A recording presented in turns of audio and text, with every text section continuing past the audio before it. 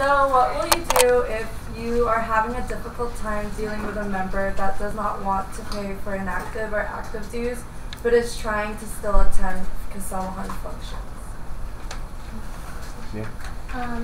So my plan for, as Kasamahan treasurer, I plan on, as I said in my speech, I plan on rearranging the budget for Kasamahan to allow us to make fees and like dues more accessible and more affordable. I know many of us are students, and I know our barrio fees and our friendship games fees are kind of pricey, and I want to be able to make those lower for you guys and make sure you and your parents know what your money is going to. That way you'll be more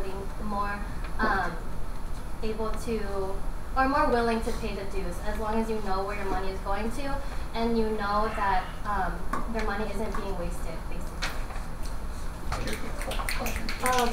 So what will you do if you are having a difficult time dealing with a member that does not want to pay for an active dues, but still trying to attend like Kasamahan events and activities? Well, it's just a matter of just like understanding like where they come from. Obviously, like a lot of us are in various financial situations, so the situation might not call for them to want to be able to pay. But like, and obviously, like if they want to like say like anything else for them, that's completely fine. But like, yeah, like it's very easy just to get impatient with that person, but you just have to keep an open mind and just, yeah, pretty much. So there's no way to avoid fees and dues. So I think the best plan of attack is to be transparent about what they're used for, as well as to like how they contribute to the functions that they want to attend. And I think that if I talk to them personally and then make a plan that works for both the deadline as well as for them, they'll end up willing to pay the dues as well.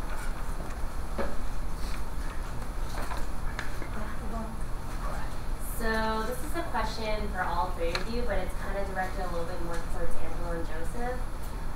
So Angela, you mentioned that you are now a part of eBoard for XYZ, and Joseph, you were a nursing major. And I know very well what kind of curriculum that you have to go through. And so how do you guys plan to juggle all of that?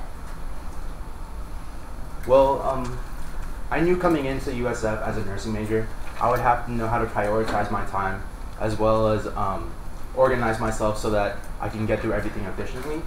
Obviously, academics does come first, but I feel that my work ethic and organization skills will help me to get that out of the way and then put all my efforts into summer.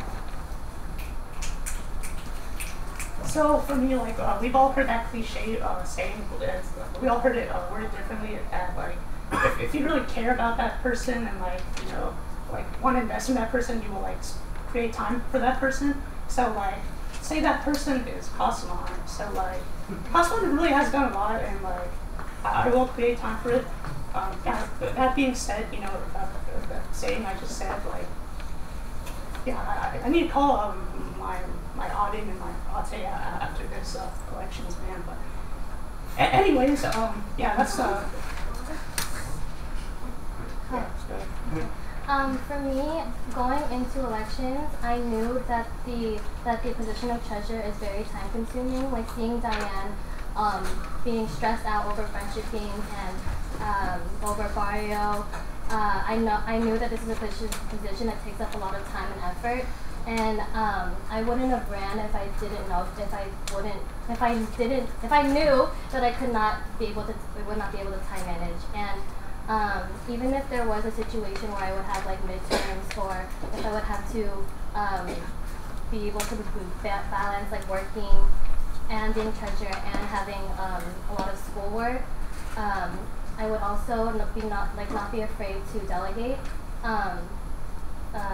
delegate different things, such as like forms. I know it was mentioned to me that a new thing this year would be having the treasurer work with the director of alumni and outreach to manage like forms for different events like friendship games and barrio.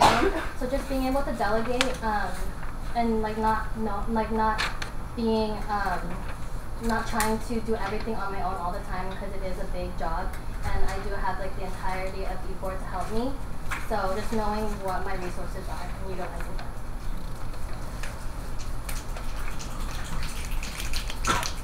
So my question is, so the treasurer, you're not.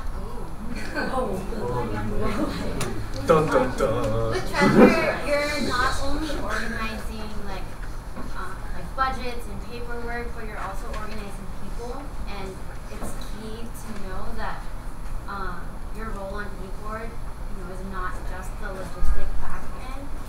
So how are you going to put yourself forward to show that you are part of this executive board and you are part of that face to organize the people that you need when the time comes? So for me, it's really all about reaching out to people in an effective way.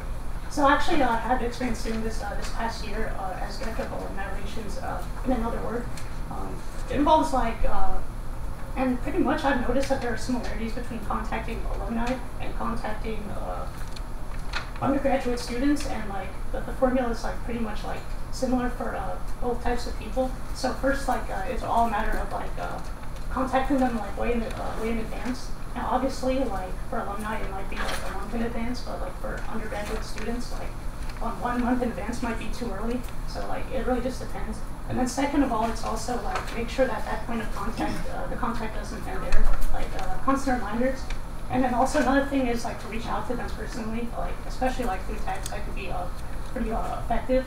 From my personal experience, if someone tries to remind me of something through the group meeting, I don't feel obligated to reply. But if they reach out to me personally, I'm oh shoot, I should respond back. So it's really effective to contact everyone personally. And yeah.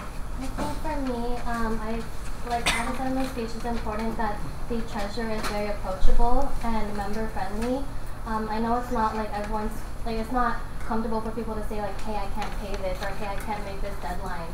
But if the treasurer is present enough and makes himself or herself known during friendship games meetings or general meetings, just introducing themselves to everyone, knowing that that person is there for them if they need help, if they need information for dues, for membership fees, just knowing that that person is there and that they are a resource, that is very important in terms of being a treasurer for a large organization like this one. And also,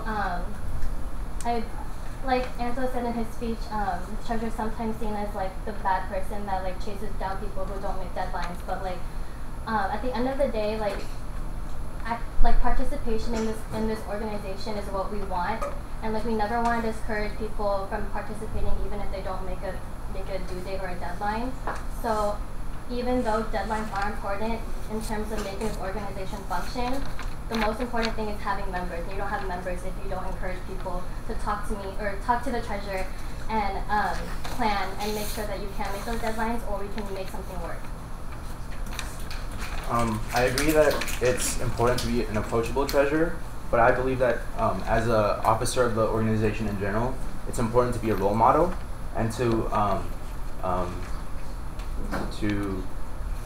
exemplify the values of our mission values, like unity and solidarity. So what I would do is I would try to get to know everybody. I don't know half of you as much as I'd like, but I would like to fix that.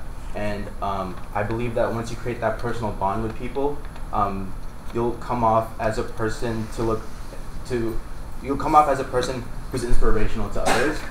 And I'd also like to make strong bonds with my fellow eBoard members. That way we can work together and push forward what's good for Kasamahan.